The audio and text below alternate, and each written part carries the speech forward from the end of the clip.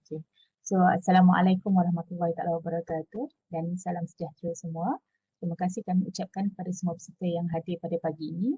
Alhamdulillah kita sangat-sangat bertuah pada pagi ini kerana bersama-sama kita adalah Profesor Dr. Fauziah Abdul Rahim. Beliau merupakan pengarah Pusat Pengajaran dan Pembelajaran Universiti Utara Malaysia UUM. Untuk makluman semua, Prof Fauziah merupakan pemenang bagi anugerah Akademik Negara ke-12 iaitu pada tahun 2018 ya Prof. Kementerian Pendidikan Malaysia bagi kategori pengajaran. Tanpa melengahkan masa, saya jemput Prof Fauziah untuk menyampaikan perkongsian beliau bertajuk Understanding Learners Diversity. Dipersilakan Prof. Terima kasih Dr. Azrila Wani ya.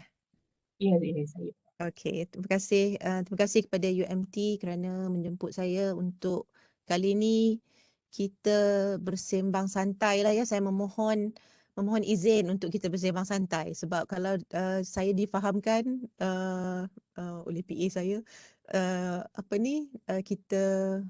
saya diminta untuk menggunakan dua bahasa Inggeris dan juga bahasa Melayu. So kalau bahasa Melayu ni sebab saya dah lama dah duduk dekat Kedah walaupun bukan orang Kedah. So bila cakap bahasa Melayu tu sekejap je, nanti lepas tu dia akan keluar bahasa Kedah, bahasa informal saya. So tak apa, kita bersembang santai lah untuk saya memperkenalkan tajuk yang diberikan kepada saya iaitu Understanding Learner Diversity. Dan saya kira tajuk ini bersesuaian lah dengan kita.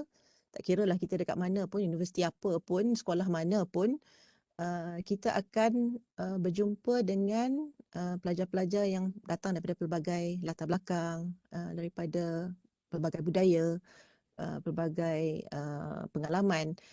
Jadi dengan pengalaman kita dan pelbagai macam kita pula datang daripada pelbagai budaya, so there is a need for us to understand our learners untuk kita dapat betul-betul membantu pelajar-pelajar kita. Are we okay? Yep, okay. So allow me to share the slides for my presentation today.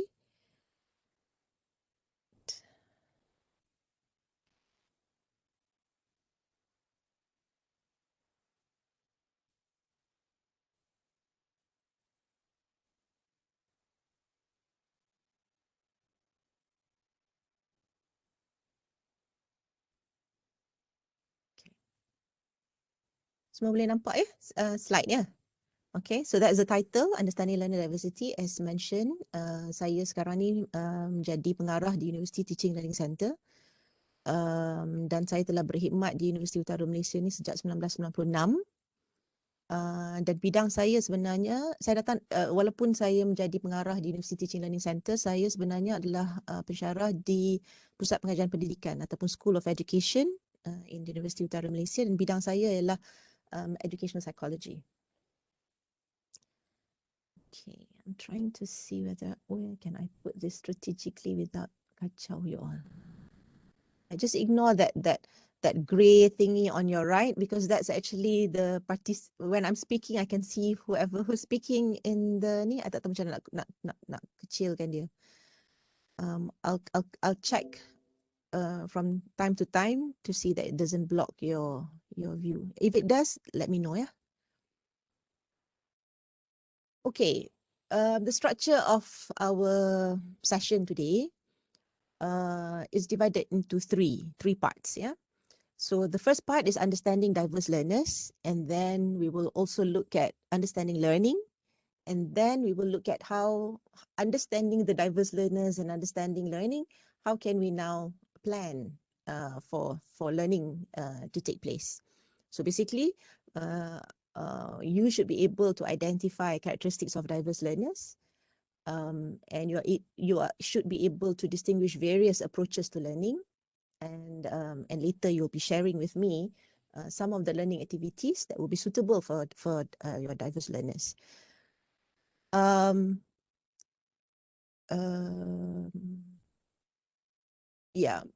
Well, understanding learners ni kan sebenarnya it depends. Kami ada satu program yang dinamakan sebagai Postgraduate Diploma for Higher Education Learning and Teaching. Yang itu understanding learners ni satu khusus dalam dalam satu program. Okay. Kalau educational psychology courses, which means either dia psikologi pendidikan ataupun psikologi kanak-kanak dan remaja ataupun mana-mana kursus dalam Masters in Educational Psychology, Masters in Education, pengkhususan Education Psychology, akan ada satu kursus ataupun akan ada beberapa topik yang berkaitan dengan understanding learners. What I'm trying to say here is definitely more than 2 hours. Untuk nak faham tentang understanding learners ni betul-betul, definitely more than 2 hours. But what I'll be sharing with you today is just the basic sahaja, enough for anyone who yang tak datang daripada pusat pengajian pendidikan pun boleh faham. Okay, kalau tak boleh faham, you rasa macam nope, you did not help us at all to understand this, you let me know, because apa pun my goal is actually to help you, every one of you who are here in this online session, to help you understand so that you can now begin to plan accordingly for your students. Yeah, that's my aim. That's my ultimate aim. Okay. Right. So gear 1, understanding diverse learners, and overview. So if I were to ask you, and if you can unmute yourself, who are your learners? Can you give me one characteristic of your learners?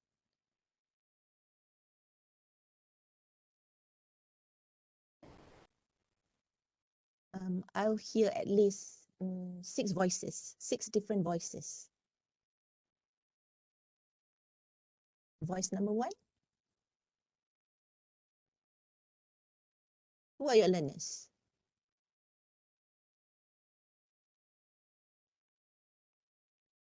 Very quiet here.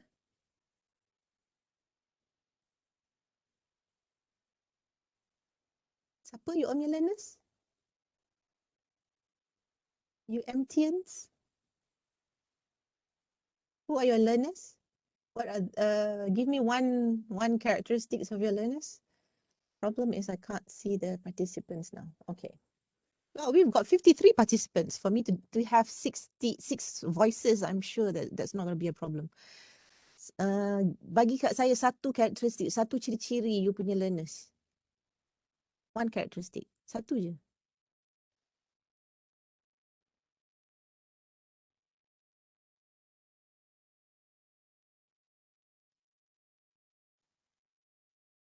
You decide to become very quiet or you can't hear me?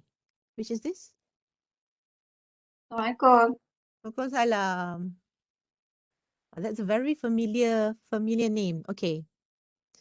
Teruskan. Saya punya pelajar yang saya nampak adalah adolescents trapped in adult bodies. Okay. That's a And good one. they love technologies. Okay, so that's okay. That's adolescent trapped in. Oh, that's a very good analogy. Adolescent trapped in an adult body. Yeah. Okay. Did I meet you in the LEM training long time ago? Yes, Dr. Fauziah. Yeah, I am Mariam. Yes, I can remember the name. Okay, anyone else? That's one voice. One very familiar voice to me. Anyone else? We're not going to move this slide until I hear 6 voices.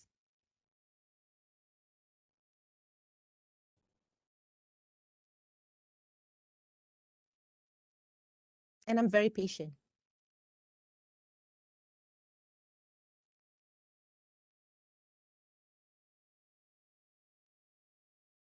Good morning, Prof. Fauziah.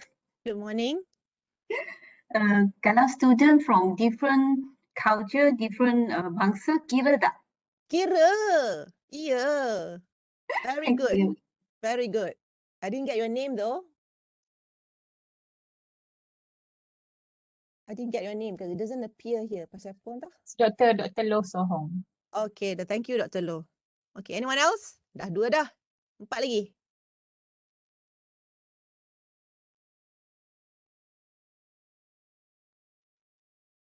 So we've got adolescent trapped in an adult body. We've got mereka yang datang daripada pelbagai budaya, ataupun ethnicity lagi?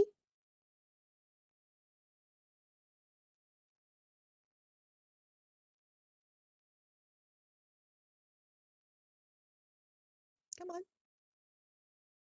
We've got 57 participants this morning. Dr. Fauziah kena sebut nama ni. Kan? Kena pick nama ni. Yelah, rasanya macam tu lah. Siapa? Assalamualaikum Prof. Waalaikumsalam warahmatullahi wabarakatuh. Saya punya student sebab saya mengajar teras universiti. Jadi student saya semua pelajar tahun 1 yang baru masuk. Jadi dia buat ala-ala manja dia lah. Semua benda nak diberi, yalah semua nak diberitahu, nak diberi contoh, nak diberi macam manja-manja gitu. Okay, Itu so karakteristik student saya. brilliant. So year 1 manja-manja. Okay, yang tadi tu Ah. ada lesson strap and an adult body. So this is manja-manja year 1 Lepas tu students. satu lagi karakteristik student saya sebab saya mengajar teras universiti, jadi dia ramai. Satu kelas tu dalam 150 ke atas. Jadi dia punya nak understanding, dia punya 150 tu satu sabaran lah bagi saya. Okay, good. Okay, Thank you terima very much, kasih. Dr. Isma. Anyone else? 3 lagi. Come on. Okay, takkanlah nak panggil nama. You all ni adult dah. Kalau my students memang kena panggil nama. Alright, Muhammad Khairul says independent and dependent learner. Okay, so I kena buka chat lah pula ya. Independent and maksudnya ada students you yang boleh apa ni can handle it and some cannot handle it. So I mean can work on their own and all that. Yeah. So all this tak apalah, kita tak dapat nak dengar juga suara yang lain-lain yang Ada Dr. Ain Chua, Prof. Ada Dr. Ain Chua beritahu visual type. okay, visual type. Yes. Or apa ni, itulah I teringin nak dengar suara-suara Dr. Ain, Dr. Khairul untuk Assalamualaikum Prof. Waalaikumsalam warahmatullahi wabarakatuh. Yes. Naraida ingat lagi. Prof Fauziah. Nur Aida. I kena tengok muka. Tengok muka. Okay, kita bagi muka sikit. Cik. Sekejap. I nak kena tengok muka lah. Okay. Of course. Saja je. Okay. Bersembunyi di sebalik kamera. Dah betul letak DNA Prof, pula dah. ketak. Okay. Lama tak jumpa Prof. Dah, Alhamdulillah dapat juga kita jumpa secara maya. Ya Maya. Okay, bagi saya maybe different of style learners lah. Yang ada yang pick up by figure, pick up by graphic and then pick up by text. Dan some student dia bagi teks banyak dia tak berapa nak faham, tapi bila kita bagi style figure, diagram dia cepat faham. Yes. Different style of student lah. Brilliant. Yep. Kalau nak dengar suara saya bagi ni. Kan. Bagus. Ada pun suara-suara di pagi hari ini di UMT. Dah lama tak jumpa. Okay. Thank you sangat-sangat. Okay, so we've got all that shared. Anybody wants to share before I continue with the slide? Assalamualaikum Prof. Oh kan, Waalaikumsalam warahmatullahi wabarakatuh. Okey, saya Nurhana Mansur.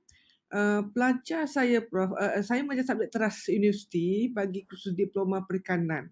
Jadi bermakna pelajar tu dia baru lepasan sekolah. Okey. Yeah. Yang saya dapat lihat adalah bila kita gunakan semester baru ni, okey, bila kita guna online, jadi saya dapat lihat pelajar-pelajar ni dia ada inisiatif.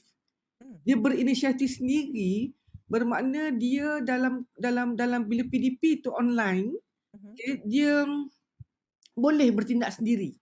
Walaupun itu dari segi majoriti, walaupun ada beberapa yang minoriti tu yang masih perlu dibentuk lah. Ya. Jadi apa yang dapat saya lihat di sini, pelajar-pelajar ini bila dia masuk ke daripada sekolah masuk ke universiti dan dia baru mula online classes di universiti, okay, di tempat mereka sendiri, maknanya dia ada inisiatif, dia dah mula kita katakan walaupun kita buat self-directed learning, tetapi dia dah bergerak sendiri. Dia dah menuju kepada laluan untuk jadi self-regulated walaupun bertahap awal lah. Jadi maknanya bagi saya mungkin pelajar-pelajar sekarang ini dia adalah pelajar yang telah terdedah dengan IT. Sebab tu dia boleh bertindak sendiri walaupun first time dia masuk universiti, first time dia guna dia belajar online. Itu antara karakter yang dapat saya lihat lah, Prof. Yep. Yes. Betul, Very good, Dr. Nurhana. Yes, betul. Just like what yang I can't remember. I think was it Dr. Izfar tadi. I can't remember the names. I remember ada IZ something. Who's yang mengajar tamadun ke apa ke? Isu yang sama kan, pelajar, tapi in her case is pelajar-pelajar manja, but in your case sounds like your students walaupun first semester students just came from fresh from sekolah, tapi boleh pula untuk mereka cuba ambil inisiatif untuk nak belajar walaupun dalam atas talian kan, tak pernah jumpa pun pensyarah-pensyarah dia dekat universiti, masuk universiti dalam kampus pun belum lagi. So you can see that there are varieties, just like what Prof Aida kata tadi, different people depending on where they come from, they react in a different way because of their learning styles. Tadi Dr. Mariam pun cakap benda yang sama, Prof Mariam pun cakap benda yang sama. So betul lah, our students ni the fact that they are male, female, they come from the rural area, urban area, the age factor, whether they are young, yang tu tak apalah juga. Kebanyakan yang saya dengar pagi ni semua mengajar undergraduate, so they are young, the adolescent trapped in an adult body. But if you're teaching postgraduate, that's even worse. It's an adult trapped in an adult body and ever confused by all these technologies. Yang young ni dia cepat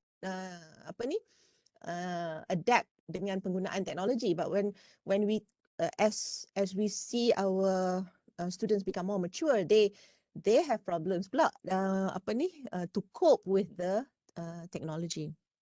And some of our students, either they have family problems or they don't have family problems, whether they can cope or not cope, whether they have health issues.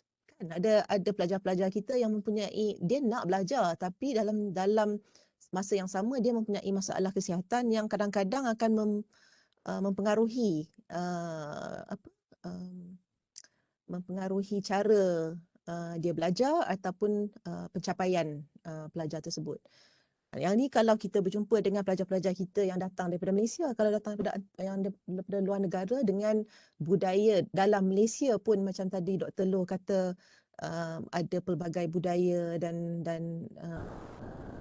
religion and all that, and perspective of ways of thinking, apatah lagi kalau yang datang daripada antarabangsa. So kita all this akan mempengaruhi. Languages pun sama juga.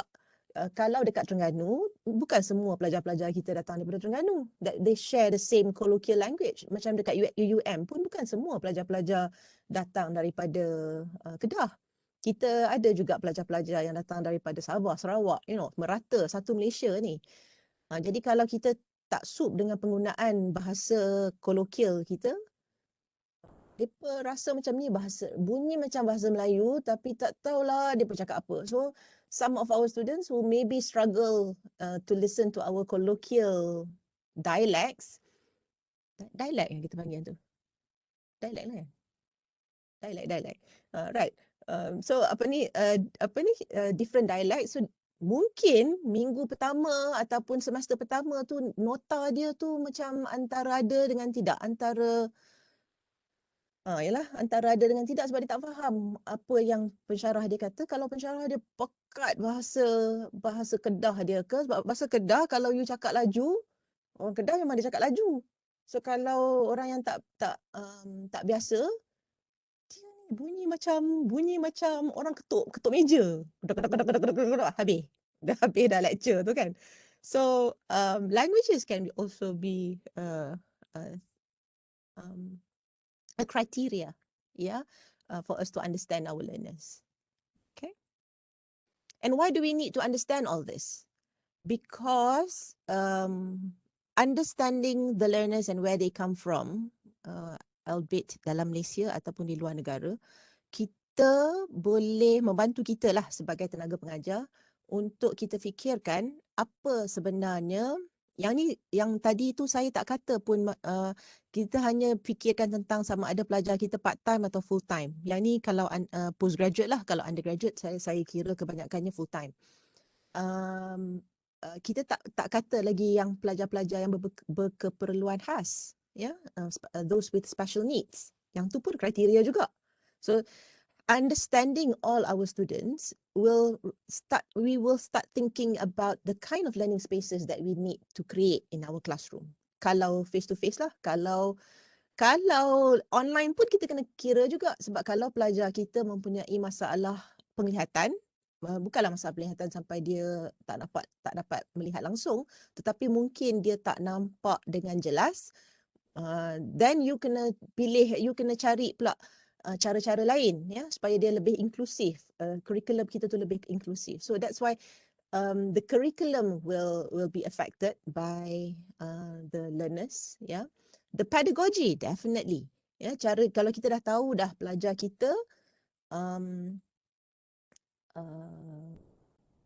datang daripada pelbagai background. Maksudnya ada yang muda, ada yang dah mature, ada yang boleh adapt dengan teknologi, ada yang struggle dengan teknologi. So what do you need to do? So pedagogy yang kita perlu fikirkan will be pedagogy yang boleh menggalakkan mereka bekerjasama secara kolaboratif supaya masing-masing akan belajar daripada rakan mereka yang pelajar yang memerlukan teknologi boleh mendapatkan input daripada rakan sekelasnya yang mahir dalam teknologi, dan mereka yang mempunyai pengalaman boleh berkongsi pandangan dan pemahaman, cara pemikiran, cara dia nak apply teori yang dipelajari itu kepada the real world untuk pelajar-pelajar yang mungkin kurang pengalaman. So this is where the pedagogy actually will come in, the relationship between you and your students. You dah tahu dah pelajar-pelajar, if understanding your students as manja, how do you move them from manja to not manja, as in from dependent to independent. Itu pun kita kena fikirkan. Tapi tak bolehlah kita pada saya lah, if you put yourself in the position of your students, tak bolehlah kita nag dia macam kita nag anak-anak kita kan. Then they will say, Allah, dah lah dekat dalam rumah. Dia belajar dekat dalam rumah. Dah lah dekat dalam rumah pun ada somebody who's nagging in the alam. Sebab universiti itu ataupun sekolah dia punya pathway untuk lari sekejap daripada dunia dia yang kadang-kadang mungkin stressful untuk maybe it's stressful to them, so they're seeking for a seclusion sekejap, in your little class, so that they will be treated with respect, they will be treated to become independent and all that. So that requires the right relationship lah, where respect, that's related to values lah. That's where the relationship yang encourage values like respect each other as a student, as well as the educator. Yeah, I said educator ni sebab kita rata lah, kita sekarang ni memanglah kita mengajar pelajar-pelajar di universiti, di institusi pengajian tinggi. Tapi perkara ini sepatutnya sama saja, sama ada you mengajar dekat sekolah ke, mengajar di pengajian tinggi ke, the kind of respect that you should have for your students and the kind of respect that your students should have for you be crucial lah. Okay, before we continue, this is a little bit of work. Dalam I punya training ni banyak sikit lah kerja yang you nak kena buat. If you can, please go to this link. All you need to do is to type bit.ly ni, bit.ly/umt-april, and you will find this document. Once you find that document, all you need to do is just to find kalau kita ada, how many people do we have now? Okay, we have 69 people, so at least 69 words lah for what is your expectation of the learners. Words jangan buat essay dekat situ what would be your expectation for your learners, and what do you think your learners expect from you? Boleh tak kita buat so that I can have a look nanti? I'm just going to stop sharing for a minute so that you but then okay, hang on a minute. Shall do this in the chat. Oh, somebody has done it for me. Thank you very much. Siapa yang buat tu Dr. Azrilawani You tolong copy and paste Oh, you're terribly brilliant. Yes. Okay. So you've got already that chat. So I need to stop sharing for a minute. Save that too.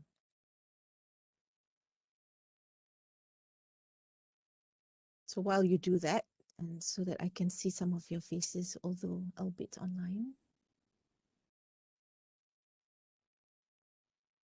Prof, Yes. boleh sementara menunggu berapa orang mengisi tu, Okay. nak tanya Prof lah. Saya baru je dapat mesej dari anak saya. Okay. Sudah online belajar. Okay. Dia mesej lah, bosan lah mama, lecturer cakap saja. Yeah. Dan saya just explain dalam buku tapi tak terang selanjutnya. Itulah Prof. Yeah. So macam tu macam mana Prof? Yalah mungkin kita pun tak nak lah jadi lecturer yang macam tu kan. Kadang-kadang kita tak sedar, kita terbuat juga benda tu. Betul. Betul. Sebab dia macam ni. Sebab itulah bagusnya kita semua ada LMS kan. Kita ada learning management system kita. Masing-masing lah dekat UM. Kalau macam dekat UM kita panggil UM online. I'm sure dekat UMT pun ada kan.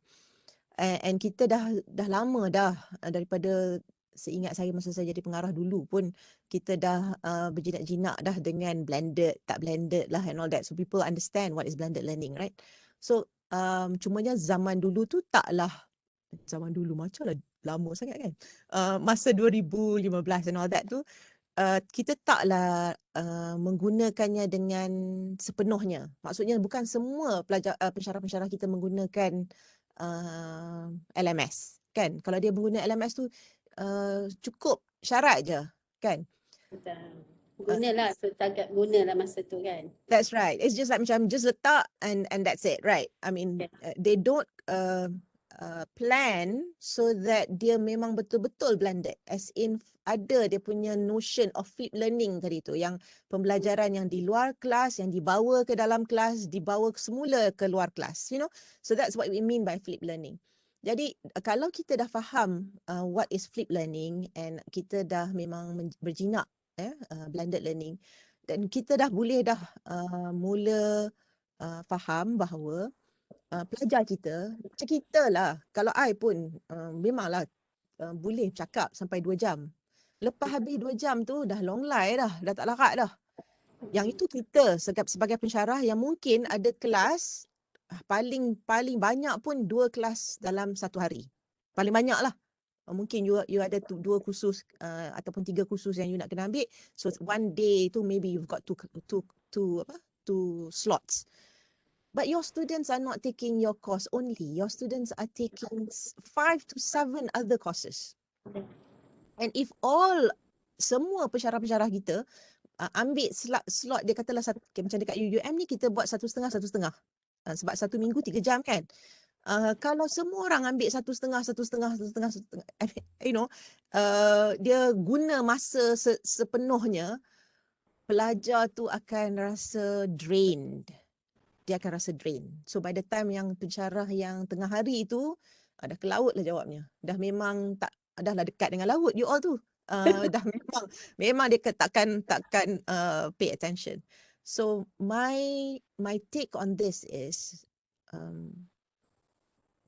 hopefully you can, and you take the trouble to plan in such a manner that kalau you rasa macam you kena explain pasal topik ni, do it in advance, buat dalam bentuk video, masukkan dalam LMS. Now, bila you masukkan video, jangan letak video saja. Janganlah letak kepada bagi tahu dekat pelajar-pelajar you, please watch this video. Ataupun please write the notes. You kena tengok juga pelajar you datang daripada semester apa.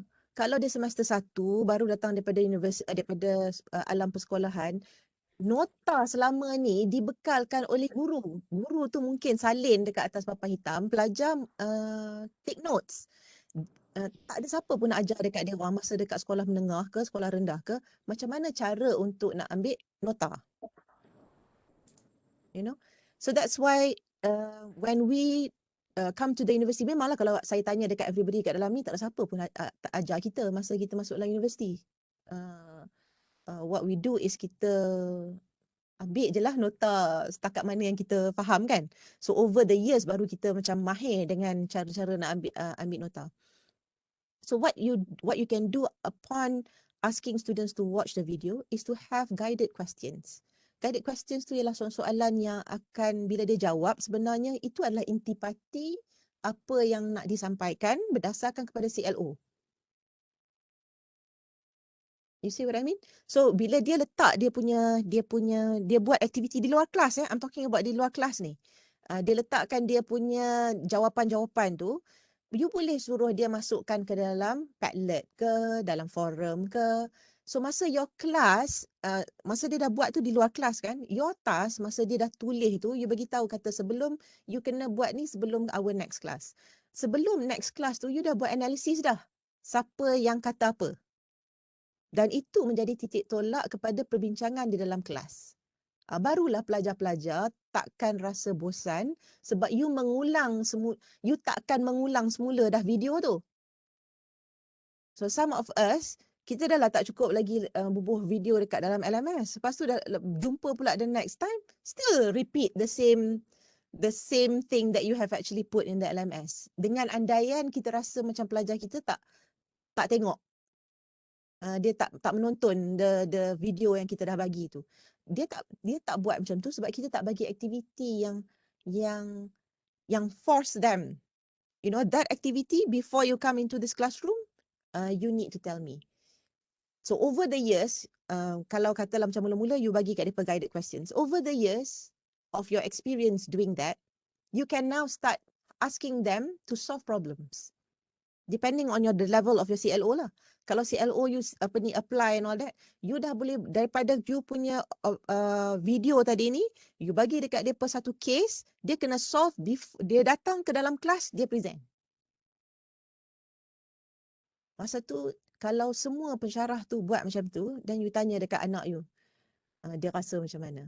Memang dia akan rasa teruja. Memang kan dia rasa macam, penatlah pensyarah ni asyik-asyik suruh present je. Tapi sekurang-kurangnya kita tahu dan dia pun tahu bahawa dia sebenarnya yang telah mengaktifkan the verbs yang ada dekat dalam CLO. Bukan pensyarah dia yang apply. Yang apply, kan dalam CLO kita ada apply kan? Apply theory into whatever. It's not us as the pensyarah yang apply. It's them. And you have created that. To do that.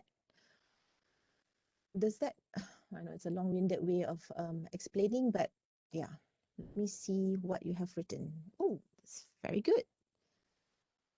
Able to share this? Let's see.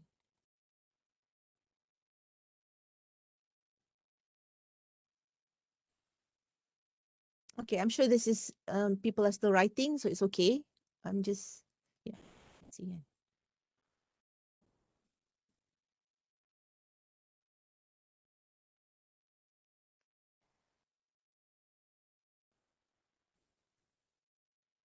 Right, so what will be my expectation of the learners? So this is your expectation of the learners. You expect your learners to be creative, imaginative, participative, curious, interactive, engaging. Oh boy, sedap-sedapnya. Ni mesti orang-orang yang dah ambil learning engagement motivation punya kursus ni yang cakap ni. Ask when they do not understand, inquisitive, independent, respond accordingly, proactive, attentive, independent, smart. Oh, you expect everybody to be smart, enthusiastic, participatory, responsible and participating, independent, responsible and independent, attentive, alert, and responsible to their task, disciplined, fully attention, eager to learn, has critical thinking, resilient, IT updated, innovative, analytical, self-motivated, and attentive. And what you think your learners would expect from you, that you are able to engage with the students, you care about their needs, that you are knowledgeable. Of course lah, if you're not knowledgeable, they can tell, and that's where they will find Mr. Google as their teacher, and that's the end of you lah. Helpful, alert, considerable, and able to adapt to their needs. So saya ada love lagi. Funny and entertaining, knowledgeable, so definitely, fully guided, interactive and ceria, walking dictionary tu dia, walking dictionary, oh god, IT literate, yes, caring, understanding and flexible, tolerant, guidance and understanding, guidance and reminder, discipline, full of information, guidance, responsible, thoughtful, keeping up to date, that means alert, responsible and knowledgeable, inspiring and understanding and caring. Well done. Now, these are very nice words. These are very good words that you have written here. Tapi kalau kita dah expect our learners, well, I'm just going to ask you, if you expect your learners to become creative, do you expect them to be creative before they come in? I mean, they can be creative, but how can you encourage them to continue to become creative? What do we need to do?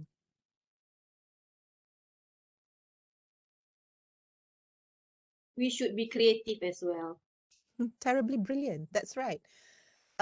When we expect our learners to become creative, the only way for us to see them becoming creative is where we create activities that allows them to show their creativity. Similarly, macam imaginative, participative, curious, semua ni, these are all good words. I'm telling you, if all of you ace this, you don't have any problems. Students dalam kelas, you will not say that you are boring or whatever, because these are the key words in order to make sure that the students become engaged. You know, when they feel that they are curious, they want to know more. Imagine your students want to come to your class because they want to know more. Engaging, they know that you know, the communication that they are going to get, walaupun secara online ke apa-apa, their thinking matters. They can tell you what they think, you know. So all this requires on your part to create that environment, the learning environment that I'm talking about here, to make sure that you can actually encourage these attributes that you have written here for you know, in terms of the expectation of your learners. In regards to discipline, boleh sebenarnya untuk kita nak pastikan pelajar-pelajar kita berdisiplin. Tapi nombor satu, kita pun kena berdisiplin lah. Itu nombor satu. Nombor dua, kadang-kadang pelajar-pelajar kita ni nak guidance. So maksud saya nak guidance ni, biar dia buat sesuatu yang tak betul, tetapi dengan cara yang hemah, betulkan dia. I'll give you an example. See, all of us have to evaluate our lecturers, in the student evaluation. I'm sure UMT pun ada kan. And there are some students who fail to take heed of all the brochures lah, infographics that we have. So they take it for granted, you know, that tak apalah, tak payah, sebab kalau tak evaluate pun still kita boleh continue je next semester, tak ada apa-apa pun. Dia persilap lah sebab I jadi pengarah UTLC.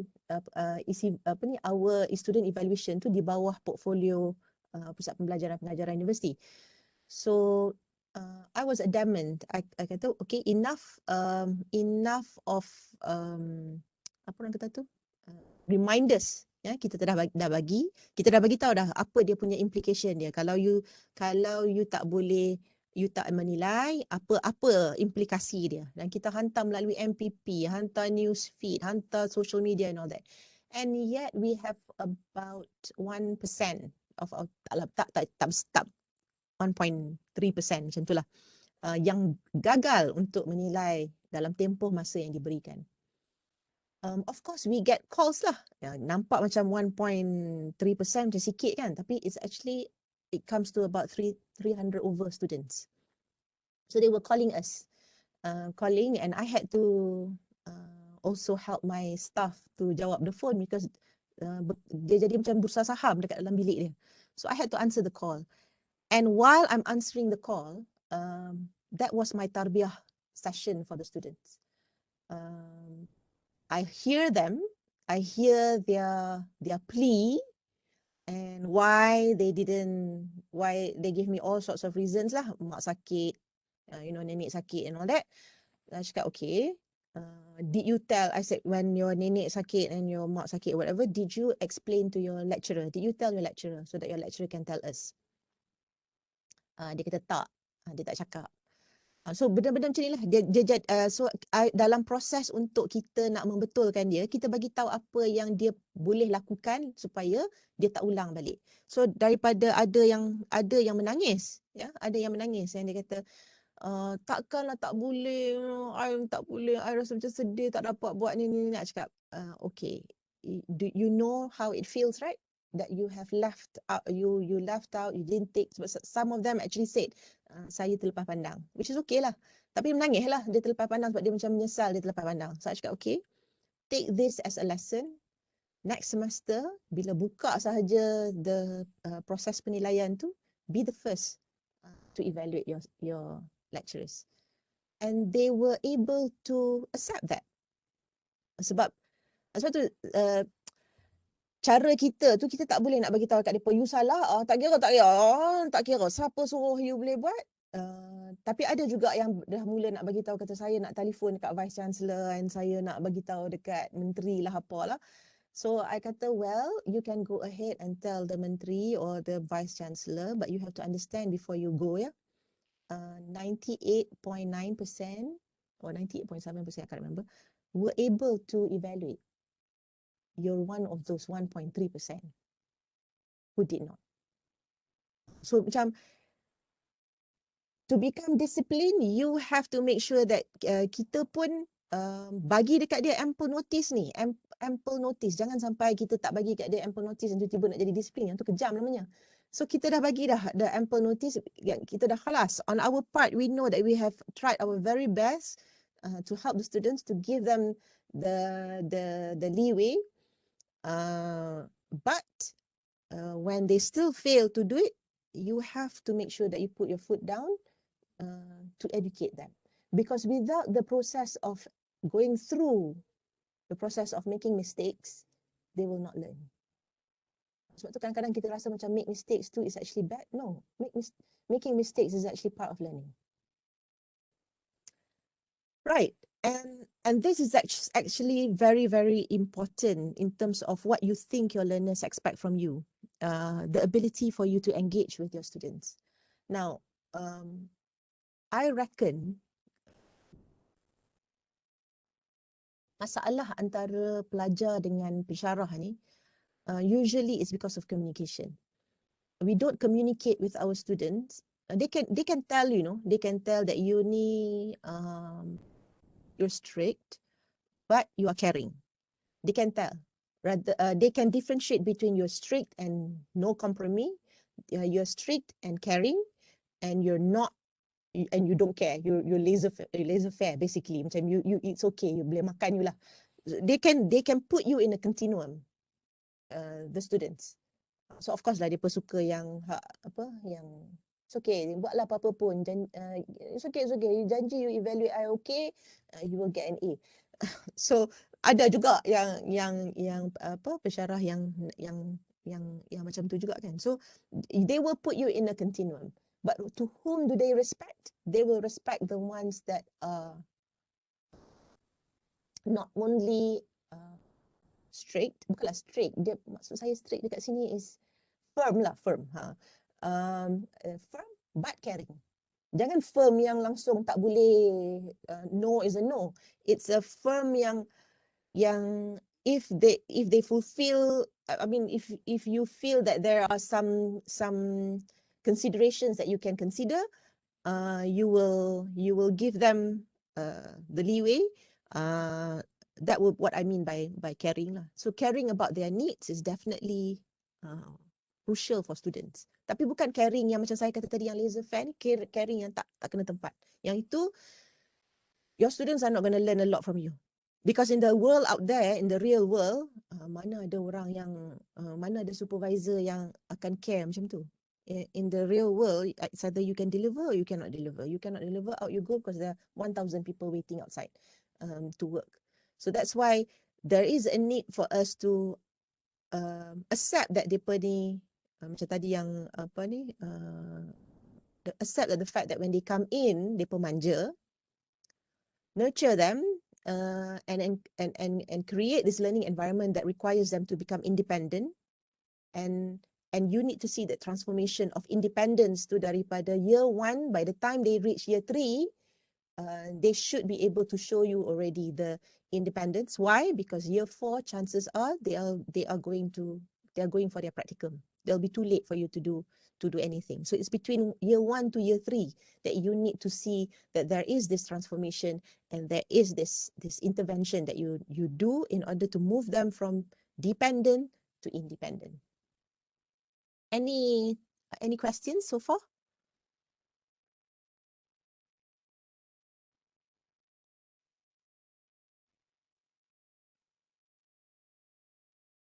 Soalan? Yes, Prof. Assalamualaikum. Waalaikumsalam. I have one question regarding countering the shy student. So, for example, if we would like to, for example, ask them, did you understood the topic or did you get it? So, what if they're very shy and actually did not respond? So, how can we can counter that? Yeah, thank you, Dr. Rabiul Awal. Okay. I'm telling you now, based on my how many years of experience as a teacher, more than 20 years definitely. I'm telling you that do not ask the question, do you understand? They're not going to. Malaysian students or basically Asian students, they're going to be very quiet when you ask, do you not, I mean, is there anything that you don't understand? Dia pun takkan jawab. They will not respond to you. Kalau you tanya dekat mereka, siapa kat sini yang faham? Hear this creak, creak, creak, creak. Siapa kat sini yang tak faham? Creak, creak, creak, creak. So you know already in your classroom, they were not with you from the beginning until the end. I will repeat that in English for your sake, Dr. Rabiul Awal, because I can sense that you're not from Malaysia. Okay, you can actually avoid those kind of questions. Do you understand? Anybody here understand? Anybody here have any questions apart from adults? It's okay, because adults, they are already adults. You know, if they do have questions, they will ask because they want to know. I will share with you the characteristics of adult learners. But our students, chances are, especially if it's undergraduate students, they are in the transition from adolescent to adulthood. And they have been very well trained from preschool to secondary and upper secondary school to be quiet, to keep quiet. You know, they've been trained in such a manner. Of course, now there is a change, even in schools, in preschools, and even primary and secondary schools. That there are significant changes made by the teachers in the school that require students to actually pose questions. But it's not a norm yet. It's not a culture that is similar to the West. So in the West, you don't have to ask those questions. You don't have to ask, do you have any questions? The minute they can sense that you have ended your sentence, not your lecture, ending your sentence, you can see people raising up their hands. They already, excuse me, I'd like to take your point about that, you know. So it's a totally different culture in the West compared to the East. The East, they are trained because of their culture to perhaps respect their never question your instructor, so they remain silent. But of course, we as instructors, we would want to know what is there in their head. So the key to do this, don't ask questions, but provide activities that require them to ask questions. I'll give you an example. This happened for one course. I think I've probably shared this experience to people whom I have met in the learning engagement motivation training. This happened when I was given the privilege to become the supervisor dia panggil tu, penyelia, something like that lah, supervisor to new instructors in UUM. So they part of their process of becoming confirmed, they have to go through this mentoring activity. So I was the mentor for this particular mentee of mine, who happened to teach one Trust University course, which is actually a course which all students say is a killer course. No one goes in and survive first time. People usually fail and have to repeat the course. So it's related to mathematics in management or something like that. So basically it's mathematics. But it's just that how you are introduced to all sorts of algorithms to help you in the management sectors, like inventory and all that lah. So she was really, to me, she was extremely a great teacher, a great instructor, because she was trying to connect the algorithm to the real world. So she gave case studies. But unfortunately, because she realized that mathematics is difficult to the students, she thought that she needs to model. So she always pose the question, and then after 10 minutes, she will start using because we've got a visualizer in our DKGs, so she will start solving the problem, for the students. Some students were able to understand what they copy, but majority was just copying without understanding. And that's why they fail in the quizzes. And she came one day to seek my advice, and she was crying because she was just too tired. Because she said, I have tried everything. I asked them, do you have any questions? They are quiet. But and I thought everything is fine until I gave them a quiz and 3 people pass. The rest of them fail. And it was a class of perhaps 70 at that time. So, so she was very frustrated. And that's when I said, okay, let's do an activity in the classroom. And she said, activity in the classroom of, a large class, it's impossible. And the class is in a DKG where the seating arrangement is also terrible, where they sit very close to each other and everybody looking towards the front. So it was just so not good for any kind of, activities or group activities or whatsoever. And I was thinking, okay. Maybe what we need to do is just to have 2 paper. You give you pose the question just like before. It's just that you do not give them the solution. You ask them to do the solution. Give them 2 papers. One is for them to give the solution. The other paper is for them to write the answer as big as possible so that they can show you. So that's exactly what she did. So she said, okay, what's the answer? And everybody raised their answers. And of course, we've got, as much as we've got diverse learners, we've got diverse answers. And I told her, the day that you have the right answer for those backbenchers, because the reason why I know these backbenchers, because I was really behind them.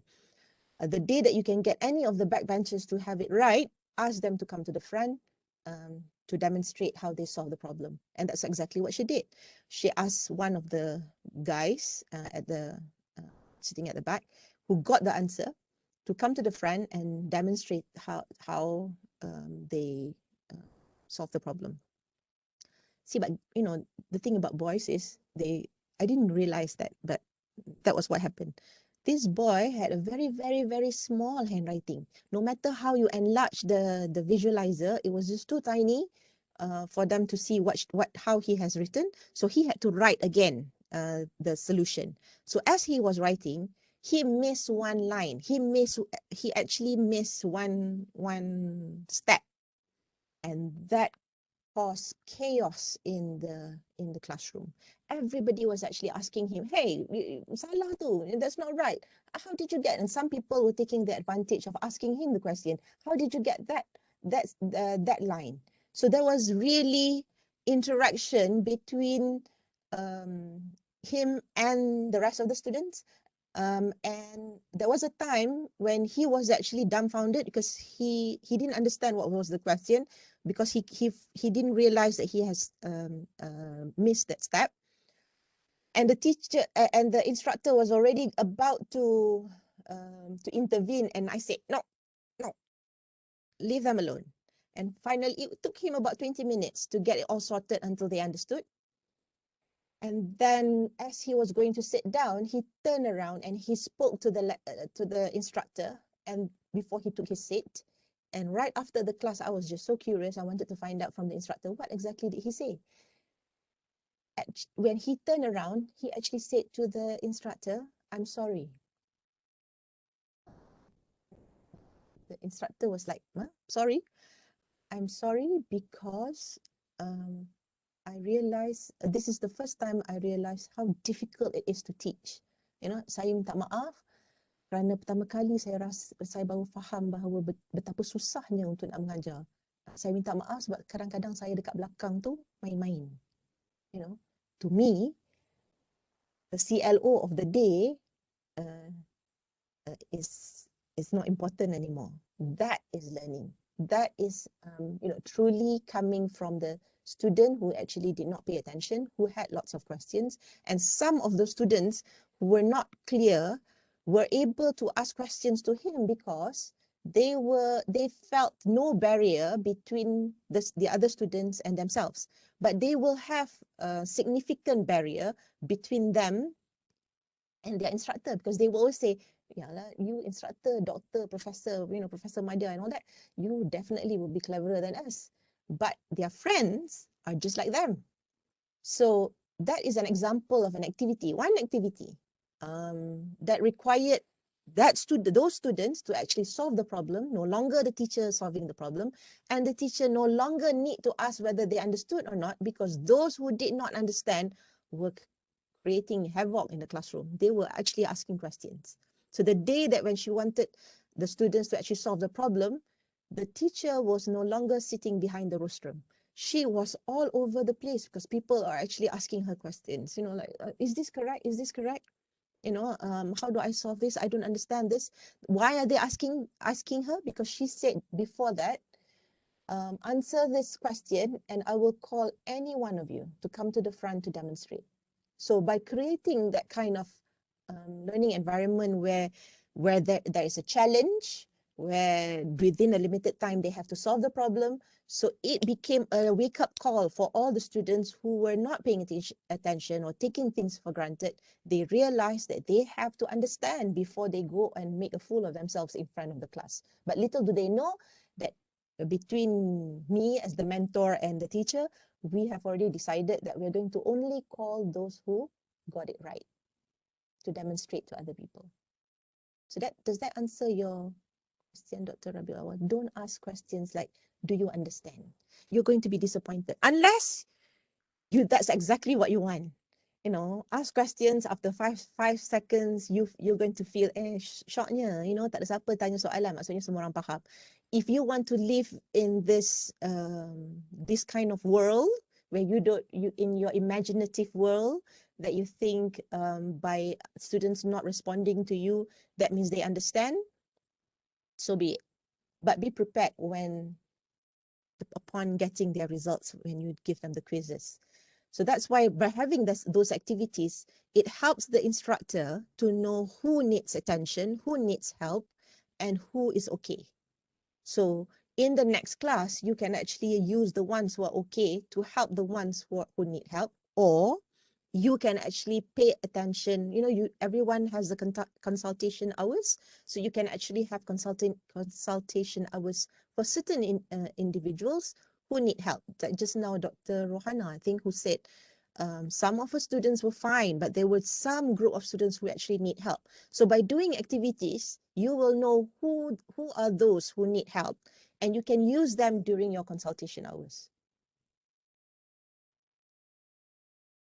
Are we good? Saya setuju dengan Thank you, Prof. Prof. Okay. Sometimes Prof, bila kita macam Dr. Rabiul cakap tadi lah, bila kita tanya student so jawab macam tu lah, klik, kita tanya lalas kita jawab kan. Tapi bila kita buat something activities online, soalan yang sama, dia orang respon. Macam guna put everywhere ke, Padlet ke, something like that lah. Tapi bila kita bersuara, dia orang macam dah malu ke, buat kerja lain ke, dah bebas kan, kita tak tahu mereka ni berada di mana sebenarnya. Right. Bila kita guna aktiviti, dia respon. Yes. And the best part of it kan, you can actually tell siapa yang ada, siapa yang tak ada. Kan selalu pensyarah sekarang ni dia kata, yelah kita pun tak tahulah dia orang ni ada, nama semua ada, muka ada je dekat gambar-gambar dia orang ni. Entah ada, entah tidak kan. That's why you need to do activities yang macam pecah daripada dalam group. You can actually, ask them at random to sit in the group. The ones yang tak masuk kat dalam group tu dia dah tahu dah lah. So sekali dua kalau you buat macam tu, you bagi orang lain semua dah, you can accept kan. You have to accept before you can go into the groups, right? So if you if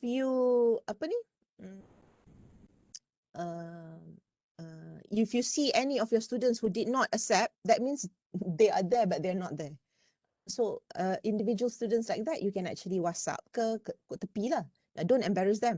WhatsApp ke tepi. Are you okay? I have actually done this. So nampak tak? Respect here means walaupun you tahu kodnya dia buka-buka, ambil QR code and sleep if your class is at 8 o'clock.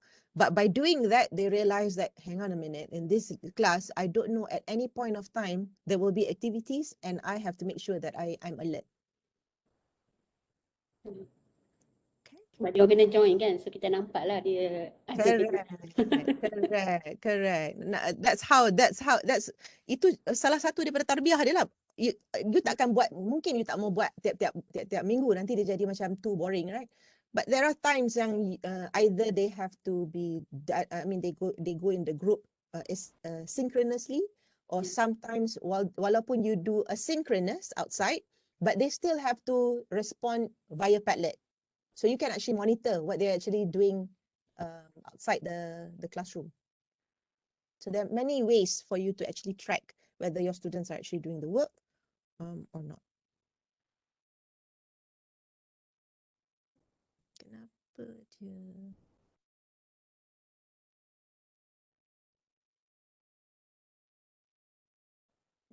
To save.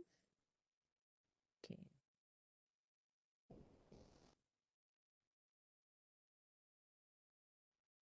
Lost my.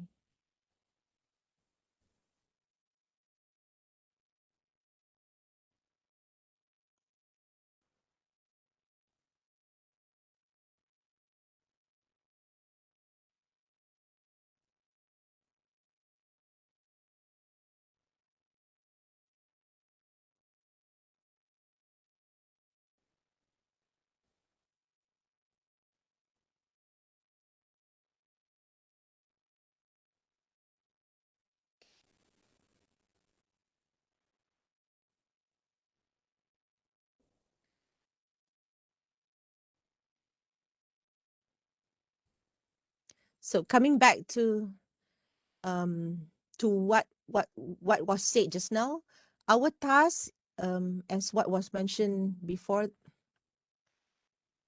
our task when we are teaching our students at the university level is actually to help them to become independent. Itulah nampak ni, sense of independence and autonomy in learning. So to help to nurture this independence, it requires us to plan activities that allow them to learn to become independent, where they can have informed decisions. That's why in our activities, or when we, regardless of whatever that we do, we always say, how do you know who backs up how do you make your justification? Who said this? What research What claims have you made? Can you cite evidence? So that's what it means by informed decisions. And what we're trying to do is to help them gain knowledge, dapat knowledge tu to emancipate. Emancipate tu maksudnya dia boleh menggunakan ilmu tu untuk kegunaan dia di real world. So cara untuk nak emancipation of knowledge and trajectory of learning ni ialah apabila kita buat kita punya activities tu connected to the dunia sebenar. Maksudnya dalam alam pekerjaan dia, apa cabaran dia, apa isu-isu dia, supaya dia nampak kaitan antara teori yang dia belajar itu ataupun proses-proses yang dia belajar itu kepada cara dia bekerja nanti. That is very crucial sebab ini adalah bersesuaian dengan perkembangan pelajar sebagai adult learners, ya. Sebab kat sekolah memang lain. Kat sekolah memanglah ada banyak adaptation of learning, acquisition of knowledge, banyak guided inquiry based where the teachers play a very significant role to guide learning. In the university memanglah guide tapi more towards the facilitative scaffolding mediated learning kind of role where you do not tell them the answer. Kalau dekat sekolah, you still have to tell them the answer so that they can actually see why.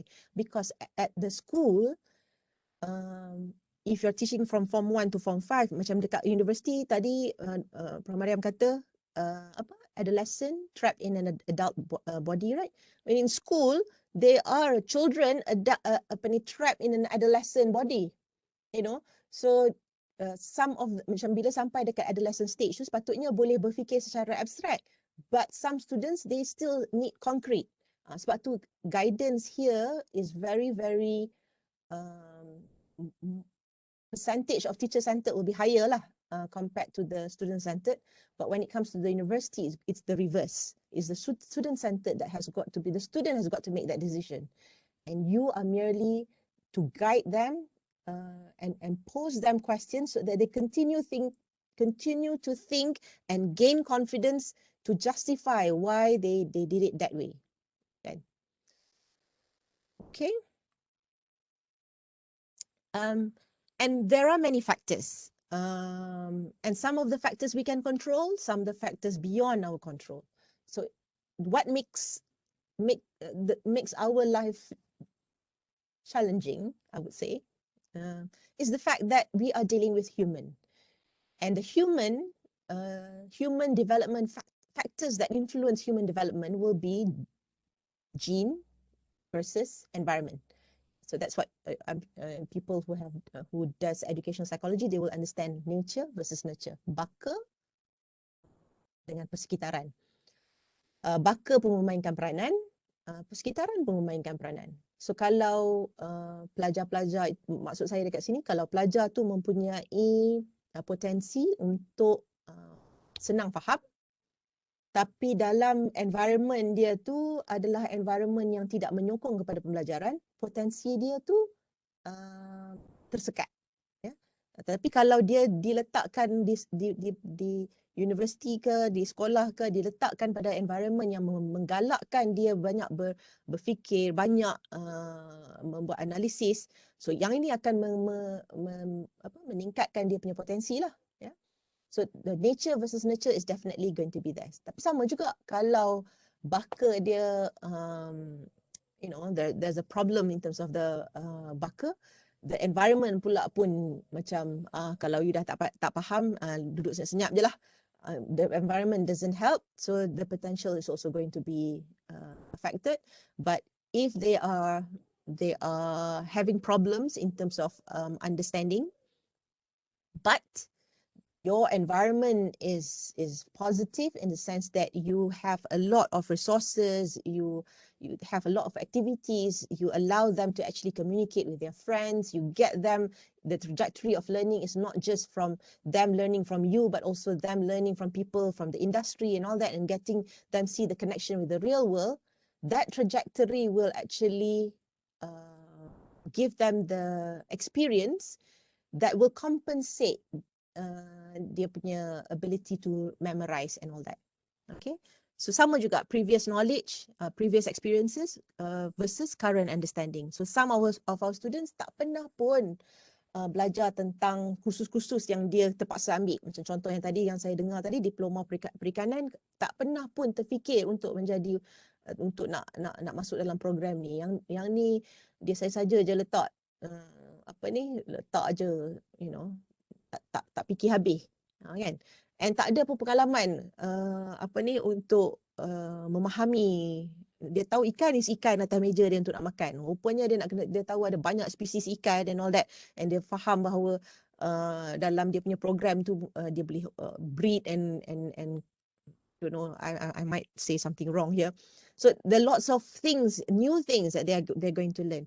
Compare that to somebody who's actually duduk dekat sebagai anak nelayan, and dia tahu daripada kecil lagi, dia dah tahu dah pelbagai ikan, dia dah faham dah memang parents dia bawa dia ke laut ke apa ke, and tahu cara untuk nak breed and whatever ikan ke apa-apa ke. Pelajar-pelajar yang macam tu dalam kelas you tu will be different from those yang tak ada pengalaman tu. That's where the characteristics of the learners also will differ. And there are some characteristics that are state tu maksudnya susah nak ubah. State is not susah nak ubah. State is can ubah, is the process. Trait ni yang susah nak ubah sebab memang dia part and parcel yang ada kaitan juga dengan genetik. And also types of learners. The type of learners, macam tadi ada somebody said about the visual, the auditory, the kinesthetic, and the developmental stages. Dekat mana dia orang ni? Kalau dia berada di adolescent stage tadi tu, masih dalam keadaan remaja sebab dia lambat, proses perkembangan dia tu lambat. Orang lain semua dah gear 4, dia baru gear 2. So ini juga akan mempengaruhi dia punya perkembangan lah, ya. And this type of learners and developmental stages ni relates to the adolescent versus adulthood.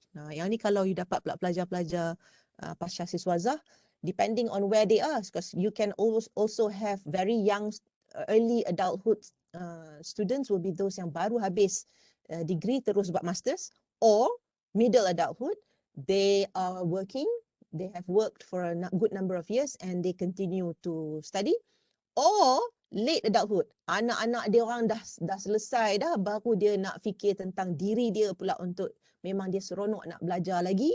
So you probably have late adulthood in your classroom, and all this also needs to be considered, because you cannot assume that the late adulthood and the adolescent or the young or the early adulthood learners are the same. Yeah. And in terms of individual differences, yang tadi tu faktor-faktor yang mempengaruhi dia punya perbezaan dia tu kita boleh bahagi kepada 3. We can differentiate dia lah. Dari segi kognitif ialah kecerdasan dan dia punya pengalaman. So lagi macam tadi saya kata tadi, kalau pengalaman dia tu mempengaruhi, boleh membantu dia dalam program yang dia ikuti dengan ilmu pengetahuan yang dia sedang dapat, maka proses untuk dia memahami secara kognitif lebih mudah kalau dibandingkan dengan mereka yang tak ada pengalaman lah, ya. Affective dari segi personality. Some people are very calm, they're type B personality. Some people are very fast, type A personality. So you can actually see type A personality, memang dia nak macam come on, I want to do. You want to know whether you are type A or type B, the easiest way of which I always give to my students, kalau dekat you know where you have the traffic light yang has that the timer tu, are you the kind yang after dia dah 10, 9, 8, bila dia dah 2, 1 baru nak masuk gear, or are you the one yang 9 tu dah brum. So if you're the 9 and brum tu, that's type A. Type A means come on, hurry up. So they sometimes they're quite impulsive, but the good part of it is that they want to get things done, they want to get their hands dirty and all that. But type B is very calm, and they're the thinkers. So you might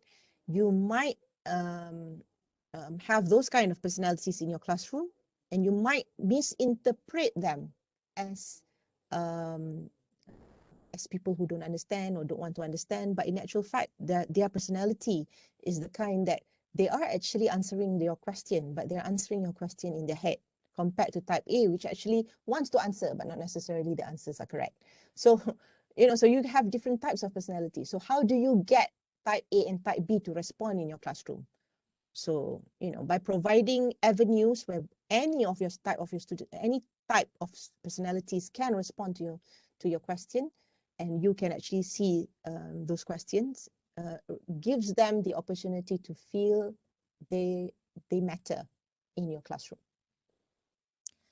Okay, so that's emotion, temperament. Temperament ni sama ada dia cepat marah, ataupun dia cepat give up, ataupun dia lambat nak warm up. Orang dah minggu ke-10 dia baru nak, okay, baru faham. Minggu ke-10 dah. Compared to orang yang temperament dia easy, so minggu pertama pun dia dah under control. The cognitive, just like what Dr. Rohana also mentioned just now, I can hear her words that she used. She said self-regulated learners. The students are becoming self-directed. So the cognitive is actually related to the self-regulatedness of your students. Are they able to regulate themselves to learn? Or are they the ones yang kena juga you suruh, you ketuk baru dia nak jalan? Ataupun dia dah memang tahu dah. Dia dah boleh plan, dia boleh check, dia boleh monitor apa yang dia buat. So the ability for them to plan what they need to do, check and monitor, that means they've got the self-regulated learning. And this has got to do with their learning approaches. Yeah, or maybe not to do lah. It can influence their learning approaches and of course their learning style. And what we're going to do now is the limited time that I have. Can you do this? This is just to check your learning style. Bit.ly 3UR1B8D. Now for this, I just want you to write in the chat what type you are. Okay, some of you might have a balance. Kalau you balance, maksudnya katalah contoh if it's 100, 33, then you tulis dekat situ balance. But if you have, let's just say, certain type of style, more, the highest, you use that highest. You claim for the highest. Yeah, because I understand all of us will have a blend of all the types of learning styles, but which one is your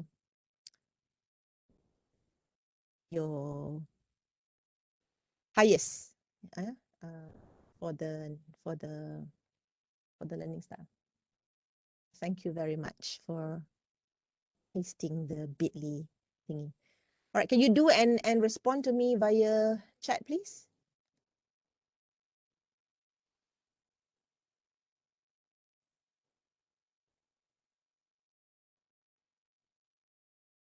Okay, we've got 78 people.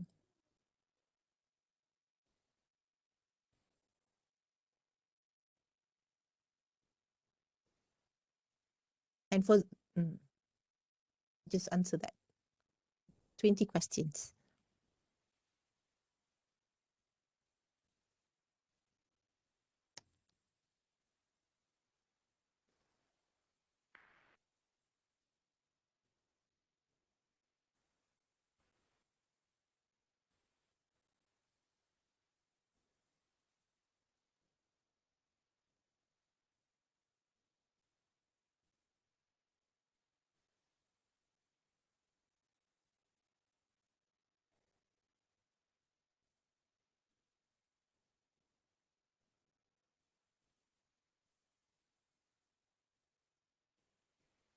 For those who have completed and submit, and you will look at your overall learning style, just write down what's the strength, the strongest learning style.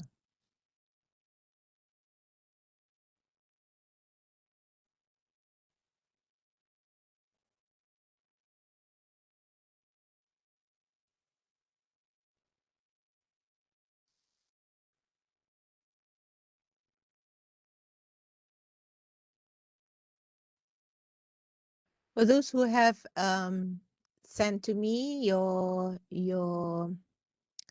preference, your learning style, if you have any questions, you can unmute yourself and ask lah, while the rest still nak menjawab soalan SPM . soalan kalau ada apa-apa lah. For those yang dah ni.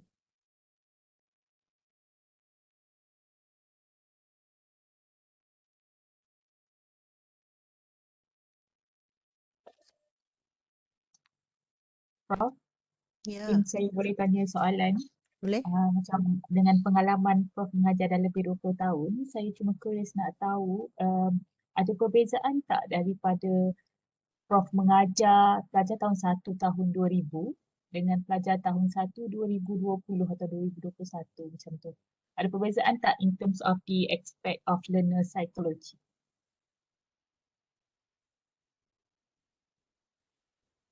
Frankly Peredaran speaking, zaman lah maksudnya macam tu. ya. Frankly speaking, I rasa macam tak adalah beza ketara kecuali yang yang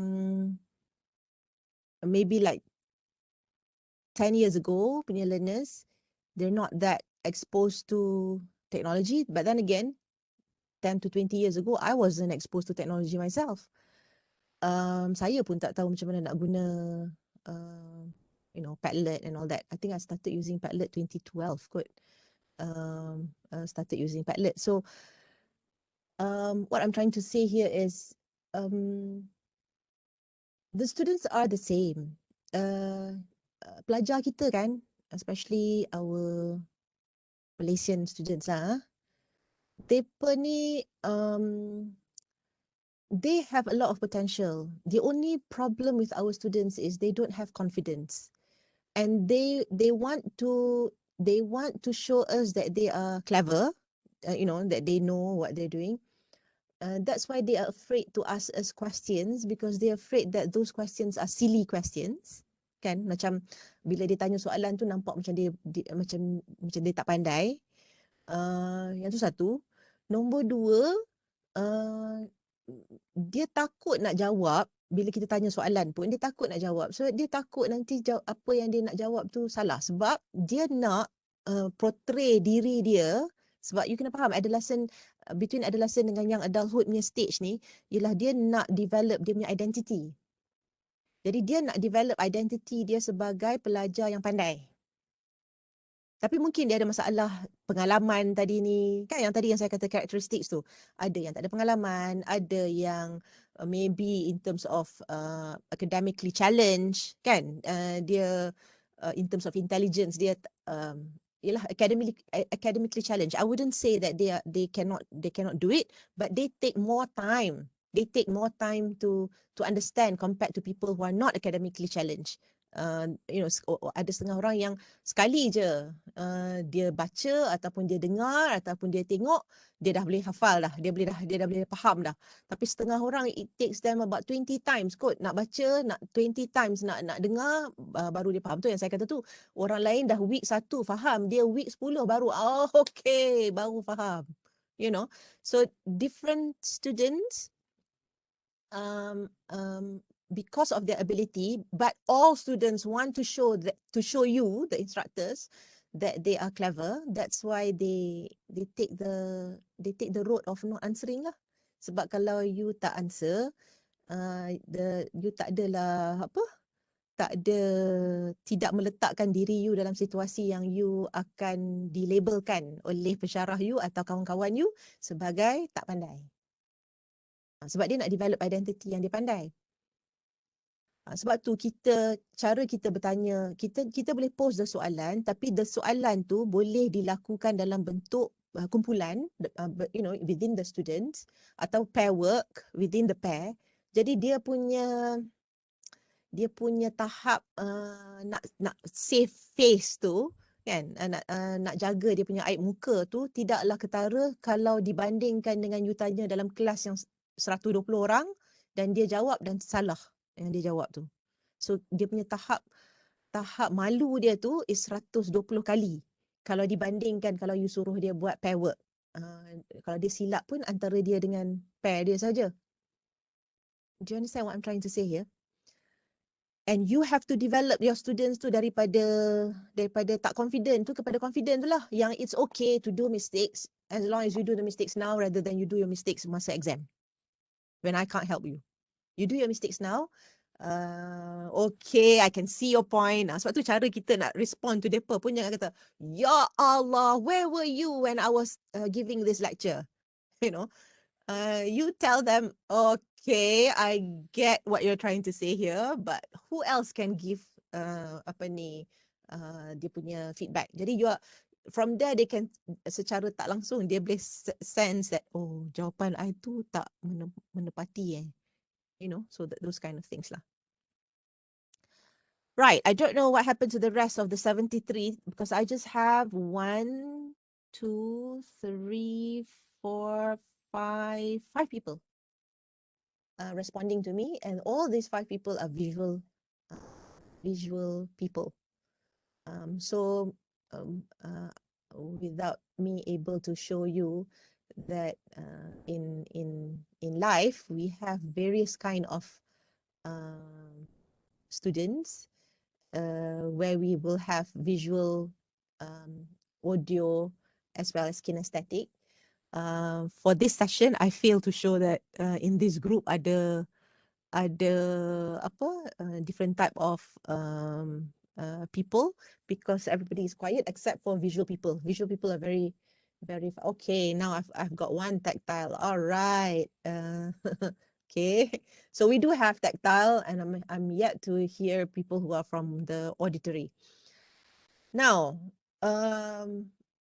why is this important? Okay, my next question is, any one of you here pernah guna apa-apa pun, tak semestinya soalan ni, apa-apa pun cara untuk you nak dapatkan style pembelajaran pelajar-pelajar you sebelum you start your kuliah? Ada tak? Kalau ada, thumbs up. You know, there's a, oh, tak ada. Okay. Okay. Kalau ada, siapa yang ada, alright. Okay.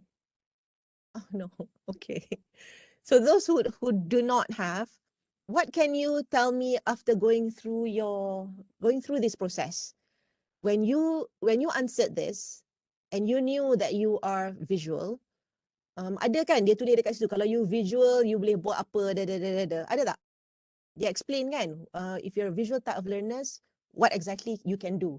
If you're an auditory kind of learners, what you can do. If you're tactile, what you can do. In fact, kalau you ada balance yang semua sama je percentage dia, pun dia akan tunjuk dekat you juga what you can do.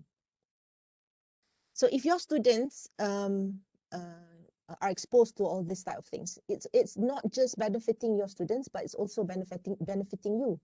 What can you possibly do if you said just now your classes are large classes kan, lebih daripada 50 orang. Kalau you dah dapat dia punya demography of your students, not only they come from rural or urban and all that, but apart from that you also have the learning style. How does this information benefit you?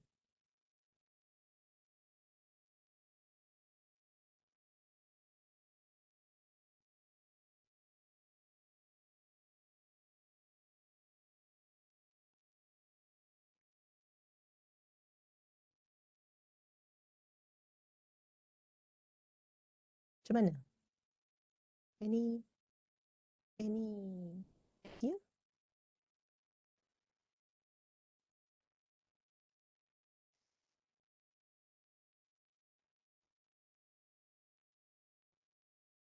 Ke you rasa macam tak payahlah buat benda-benda ni, macam dah lah syllabus pun tak nak habis, nak buat benda-benda ni lagi?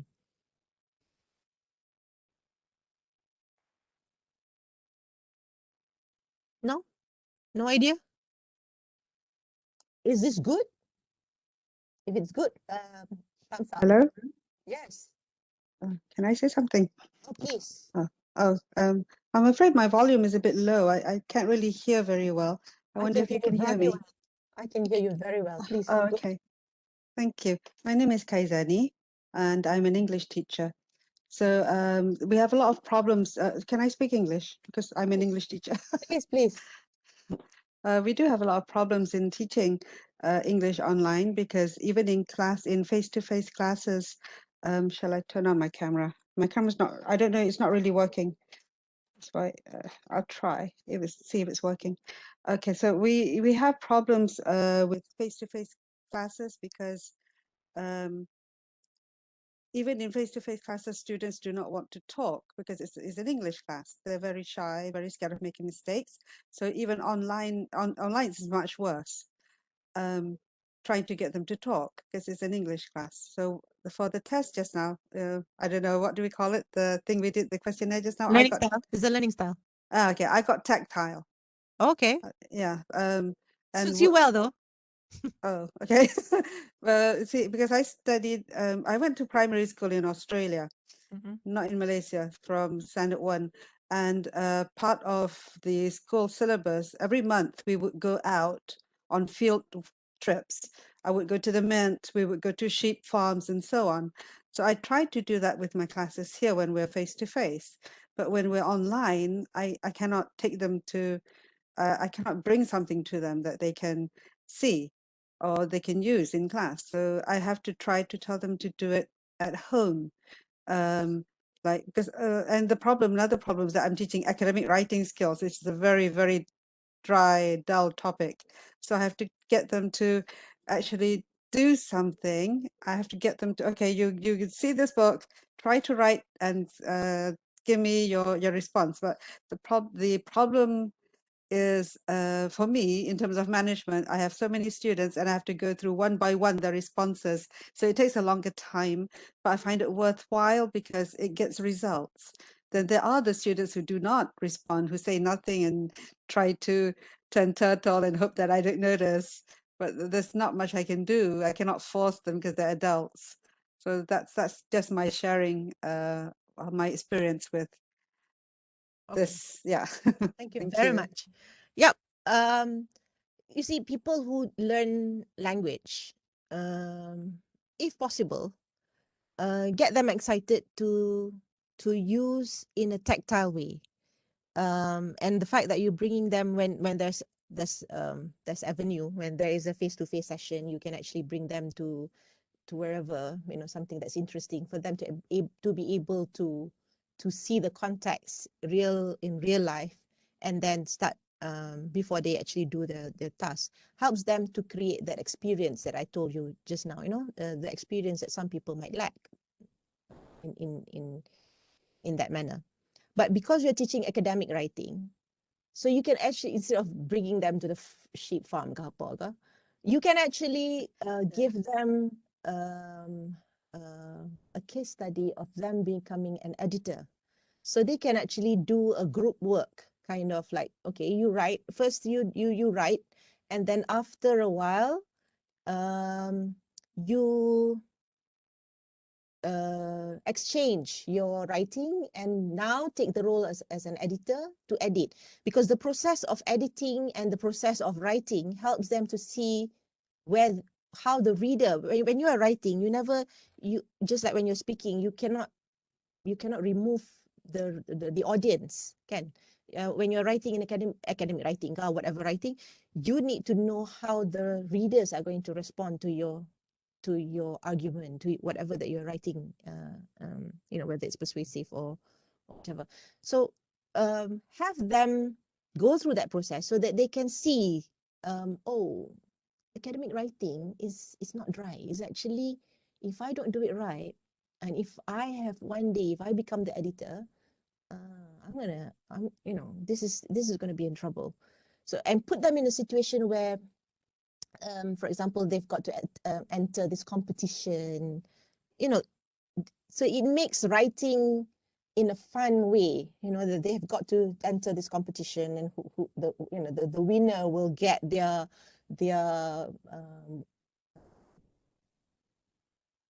piece being given to someone else to read, a professor or whatever. So it gives them reasons. They see a tangible reason of doing things rather than just taking the course for its own sake.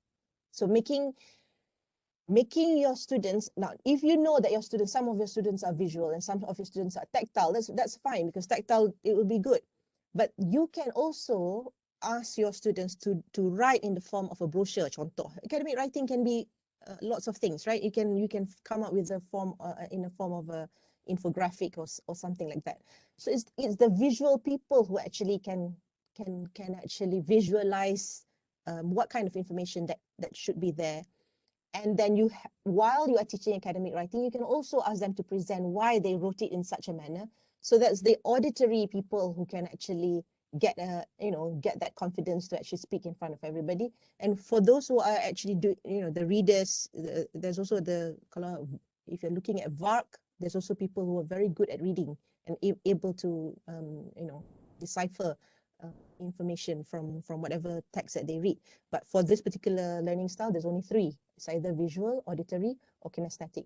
So it's the kinesthetics that's actually going to do. Then you help them to learn from each other, the different types of styles, and how those styles actually will help them eventually if they start picking up those different styles.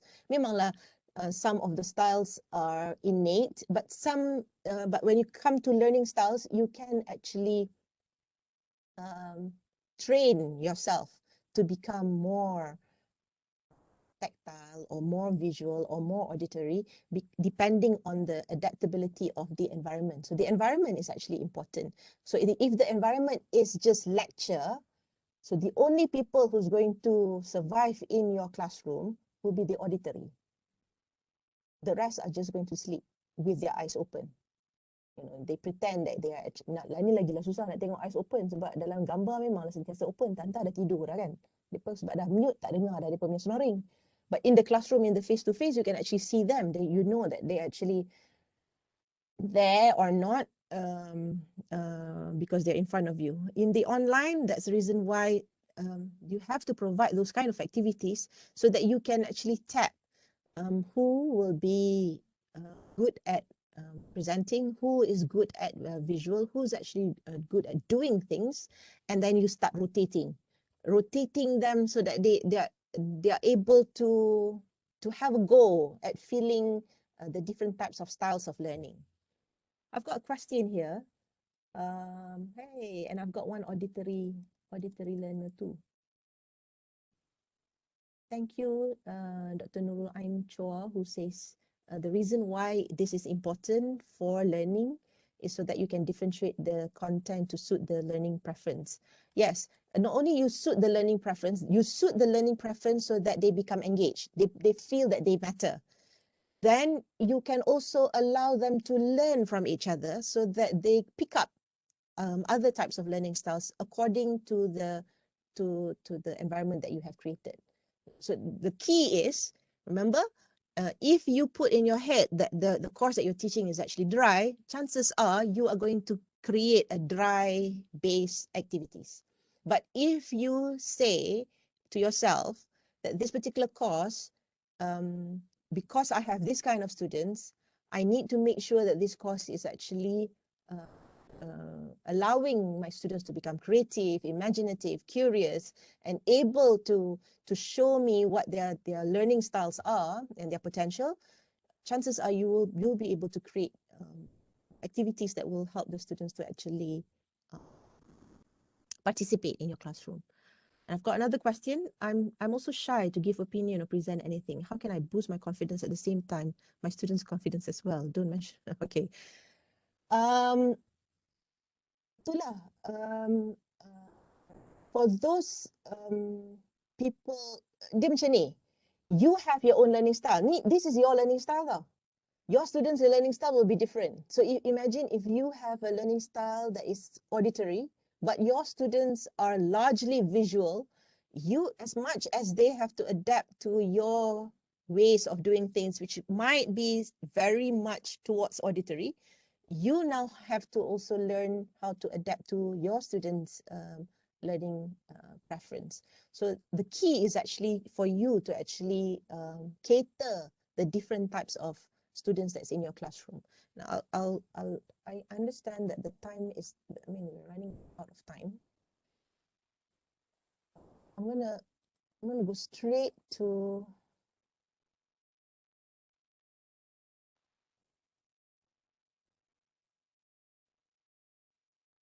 the example. Actually, there's one question that I wanted you to do, but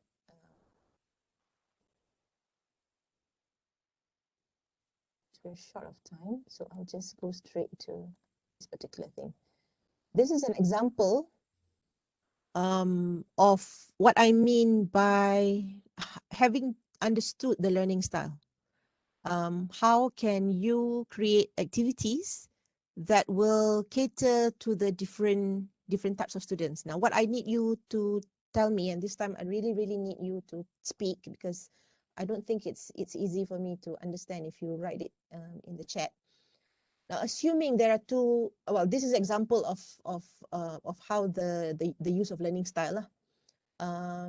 These are two courses. One is education psychology and the other one is Islamic business. Both are undergraduate courses. Topics for the education psychology is about parenting style, and the CLO is to analyze, whereas the Islamic business program, the topic, program of course, the topic is Islamic principles in marketing, and what they need to do is to apply.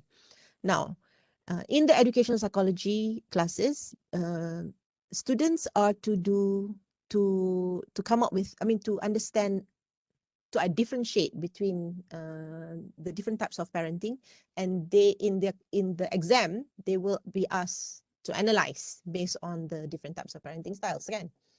Now, these students of mine, this is actually from my class when I was teaching undergraduate.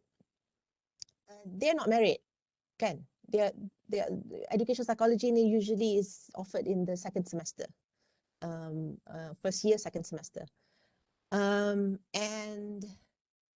they struggle to understand the course because it has many theories, and one of it is related to parenting style, one of the topics.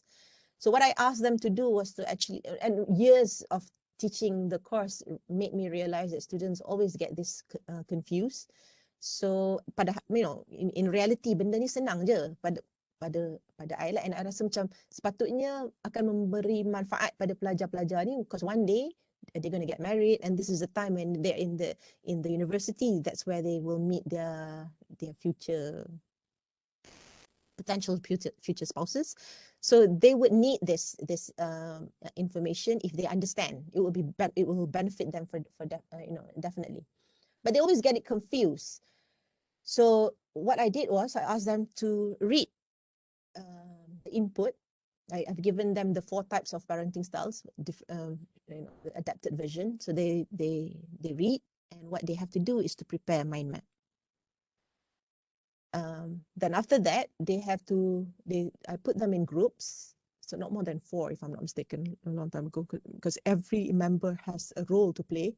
So I structure in such a manner that every student will have to take a role lah. Maksudnya no issue about apa yang menumpang ke apa dia panggil apa tu, riders. No riders, because when you have 4, the reason I have 4 is because there are 4 types of parenting styles. So each of them will be master of the learning style, and they have got to explain to their group mates. So then we draw lots. When they do the role play, we draw lots, and they're not to tell the rest of the class what the type of parenting style that they need to do the role play. So they role play based on the type of parenting style, and the rest of the class will have to guess the type of parenting style. So what I do is, katalah I've got 20 groups. All I need to do is to have number 1 until number 20. They have to give the answer. It's just like a quiz, but the difference is the quiz is not the normal quiz. It's role-playing quiz. They watch the role play. They decide based on the role play what the type of parenting style. Okay, so they write it down. So kita tahulah group 1 until group 20. So so once everybody has written all the answers, then we will do the discussion where the group 1 will facilitate the discussion and find out from everybody what was the answer, and then they will facilitate why, and that's where you get the whole class havoc. Sebab sometimes the people who are doing the role play did not role play well, that made the rest of the students confused, or that's also a learning process for the rest who misinterpreted and now beginning to understand, because there are 20 groups role playing it. So they are seeing, so for those who are visual, they are seeing it and remember. For those who are auditory, they're listening to the conversations, and for those who are tactile, they when they are doing the role play, that helps for them to remember. Then after that, they do the case study on the parenting style. And they have to analyze the situation. So dia dah faham dah apa tu parenting style. They look at the case study and they analyze the situation and to solve the problem. So actually, the case study kind of stimulus is almost the same as the one. When I say almost the same, it's not exactly the same. Yeah, it's what the level. I'm talking about the level. The analysis is what's going to happen in the final exam. So by doing this in the classroom, when we had face-to-face, as I said, teaching undergraduate a long time ago, we were doing it face-to-face.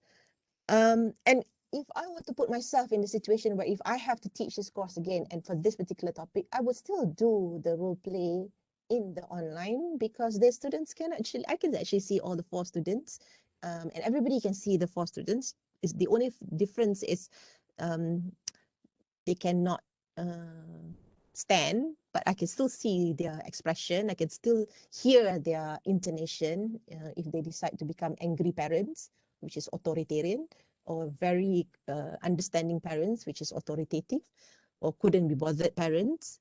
So we can still see those kind of role play being done, even though it is in online. And the case study can still be given either asynchronously or synchronously, or given asynchronously but discussed synchronously. That's also a possible way of doing this. As for the Islamic business, this is a colleague of mine who did this. And it's where they discuss the principles of marketing, and especially in that use Islamic principles. And then they find a video available already in the market on any form of marketing, and they relate to see whether the videos has any Islamic principles, has or have not Islamic principles. And then they prepare a marketing poster based on the Islamic principles. Now, can you see that by doing all this, you are tapping the different types of learners, the visual, the auditory, as well as the tactile? If you can, thumbs up. If you can't, so that I know I have to explain.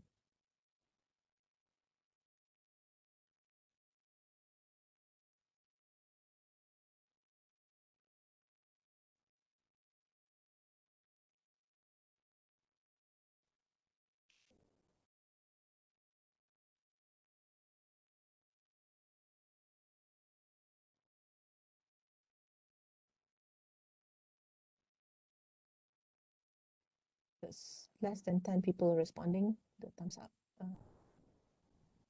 Well, anybody who has any issues about this, because going to use this as my last slide.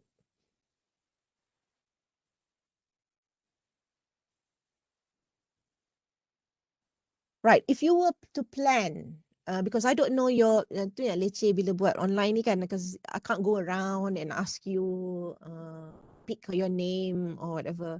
So I don't want to pick your name and only to for us to, the whole, how many of us now here? For 70 of us to know that you're not around. So that's not going to be good, because your colleagues are in this as well. So I don't want to put that in, yourself in that situation. But if it's in a face-to-face training session, it's easy for me to go around and ask you questions. And I'm sure that Prof. Mariam will know how I do when I do the face-to-face training. I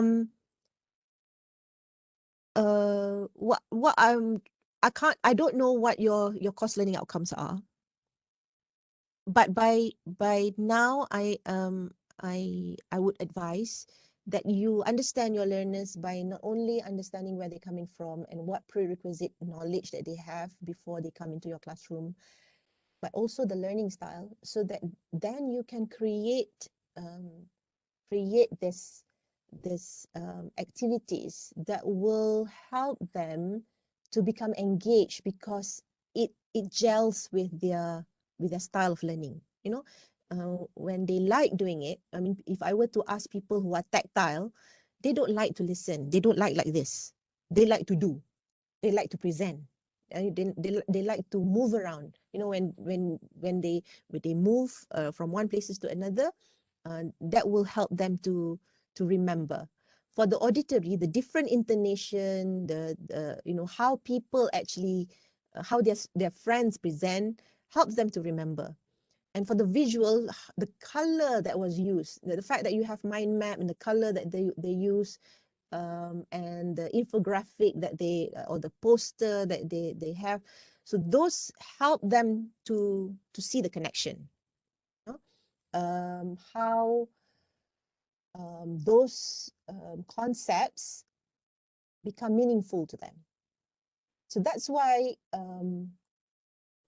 we can already either prepare, we can already assume that our classroom, chances are our students will be of these various kind of learning style. But there are times when you probably have more of the visual or more of the tactile. Bila you have more of the tactile, maksudnya percentage of tactile tu tinggi. There was a time in my, if you were to ask, I think Dr.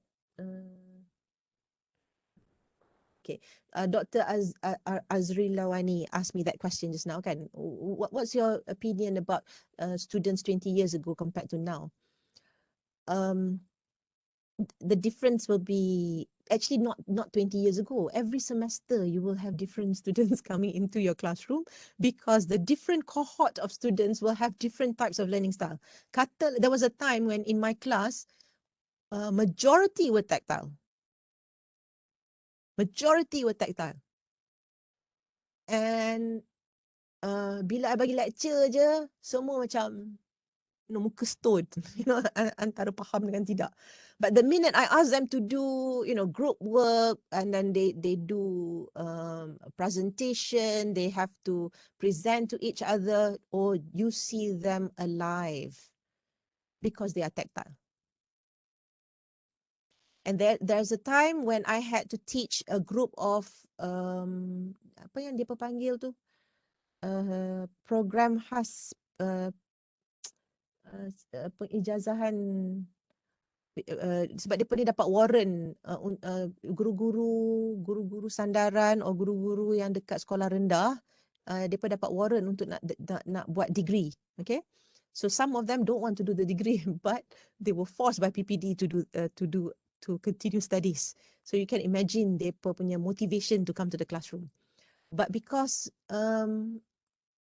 my class, regardless whether it is large or small, they still have to do group work and they still have to do activities. And I'm a lover of my map presentation, especially when I have to teach a lot of theories. So they were asked to prepare the mind map, and all of them, there were 50, I think there were 50 groups altogether, if I'm not mistaken. But so what I did in that maths lecture was to divide them into 4 quadrants, and they had to paste their A3 mind map on the wall, and they have to rotate among their group members to present. And what I did was I had to swap. I asked them, okay, time to swap. So they swapped from that group to this group. So they were presenting many, many times. Now, if you ask me why did I do that? Because of my learners. Most of them, either they have stopped learning for a long time because they have not been into the university, kan? Yang tu nombor 1. Nombor 2, because of age factor, they have difficulties to remember. So by listening and observing different versions of mind maps and listening many, many times, it helps them to remember the concepts. So my lesson at the end, the only lecture that I did was the debriefing. When I asked them to, okay, now everybody sit down, and one of them actually, I said, what can you tell me about what's your experience about doing that? And one of them said, Doktor, pertama kali saya dah duduk dalam kelas ni membuat program ni, pertama kali saya rasa macam tak sempat nak makan nasi lemak. Sebab mereka ni ada banyak masa dalam kelas, mereka 3 jam, mereka boleh makan nasi lemak sambil pensyarah mengajar. Percaya tak? But that time, they didn't have the time to actually makan nasi lemak ke apa, and dia kata sampai bila dah duduk tu macam sampai sakit kaki-kaki semua sebab they were actually standing and listening to each other. But the minute I said okay, and some of them said very good, and one guru besar actually had one of dia punya guru dekat dalam kelas tu, dalam sama ambil program yang sama dengan dia. And dia punya perception of that guru is very timid. Dia guru yang tak bercakap banyak. Tapi masa present the mind map, cikgu yang tak cakap banyak tu were able to present the concepts very well, sampai dia video record the cikgu dia tu punya presentation, and he felt very macam apa, proud that dia punya student pula, dia punya cikgu yang dia ingat ke kategori mandom lah, kategori tak cakap banyak ni, sebenarnya pandai compared to dia punya yang lawaknya dia tu yang didn't do a good job doing the mind map and all that. So and he felt like malunya dekat depan cikgu-cikgu dia dia punya mind map tu tak sehebat macam dia orang buat kawan-kawan yang lain buat. So that was the takeaway. But the minute I say what was Piaget's theory, give me four stages of the theory, everybody was able to do that regardless of age, because they went through many times, and that was actually the CLO of that particular section, that particular week, because they had to make sure they are able to distinguish between the theories. So they were able, in order for them to distinguish, they need to know what the theories are. Okay, I think that's it for me, unless you have questions.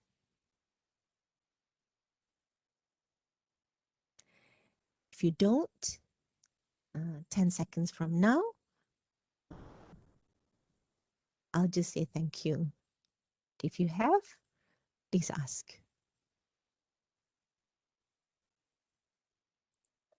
Ada soalan daripada peserta?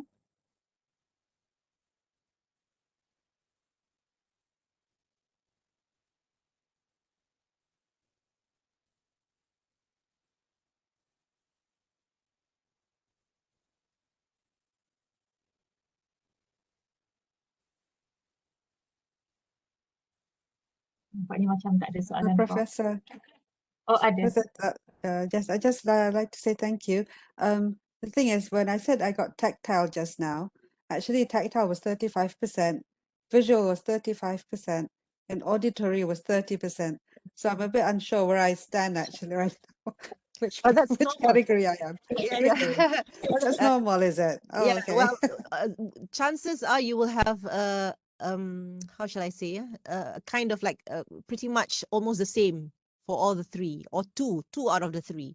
So in your case, it's actually the tactile and auditory. So you're okay by listening and you're okay by doing, but if it's just not listening, if it's just infographic, you want somebody to explain to you. That's what it means. Okay. Thank you for No problem. clearing that up. I was a bit confused. No problem. Okay, thank you. And so thank you so much for today.